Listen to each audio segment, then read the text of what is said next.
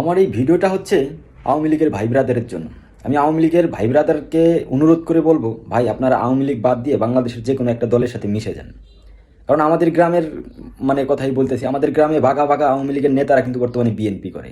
তারা কিন্তু হাসিনের চলে যাওয়ার পরের থেকেই কিন্তু তারা বিএনপিতে মিশে গেছে। অনেকে হেফাজতে মিশছে, কেউ জামাতে, কেউ এনসিপিতে, কেউ গণ অধিকারে। তারা কিন্তু অলরেডি তাদের উদ্দেশ্য হচ্ছে পিঠ বাঁচানো, ঠিক আছে, মায়ের বাঁচানো, দৌড় বাঁচানো, যাতে মামলা মোকদ্দমা না খায়। সেই জন্য তারা শেখ হাসিনা পালানোর পরেই কিন্তু তারা বিএনপি বা বড় বড় দলের সাথে কিন্তু তারা মিশে গেছে। তারা কিন্তু বর্তমান যুগের লিজেন্ড, চালাক, কিন্তু শেল পণ্ডিতের চাইতেও কিন্তু শেল পণ্ডিত তারা, ঠিক আছে।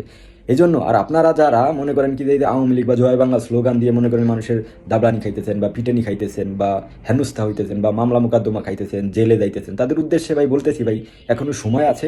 আপনারা এই যে বাংলাদেশের এই বড় বড় দল আছে, বিএনপি আছে, হেফাজত আছে, জামাত আছে, এনসিপি আছে, গণ অধিকার পরিষদ আছে, এই সমস্ত কোনো দলে ভাই মিশে যান, ঠিক আছে। আমি মনে করি আপনার জন্য মঙ্গল হবে, অনেক ভালো হবে।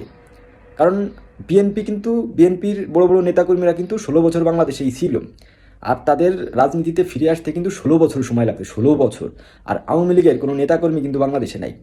একবার চিন্তা করেন তাহলে, আওয়ামী লীগের এই বাংলার রাজনীতিতে ফিরে আসতে কত বছর সময় লাগবে। বিএনপির 16 বছর লাগলেও আওয়ামী লীগ কিন্তু ভাই 16 বছরে বাংলার রাজনীতিতে ফিরে আসবে না। আমি একটা বাস্তব কথা বলতেছি, আপনাদের ভালোর জন্যই বলতেছি। কারণ আমার বাড়ি কিন্তু গোপালগঞ্জে, আমি কিন্তু ওই পরিস্থিতির উপরে ভিত্তি করে কিন্তু কথাটা বলতেছি। সময় আছে, আপনাদের চিন্তা আপনারাই করেন, কারণ আপনাদের পরিবার আছে, আপনাদের বাপ মা আছে, ভাই বোন আছে, আত্মীয় স্বজন আছে।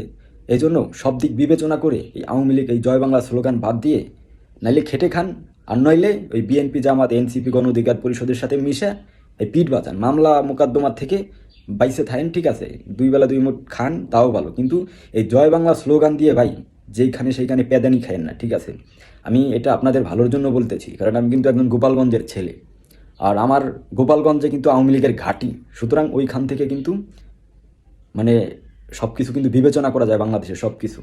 এই জন্য সময় আছে, একটা লাইনে চলে যান, ঠিক আছে।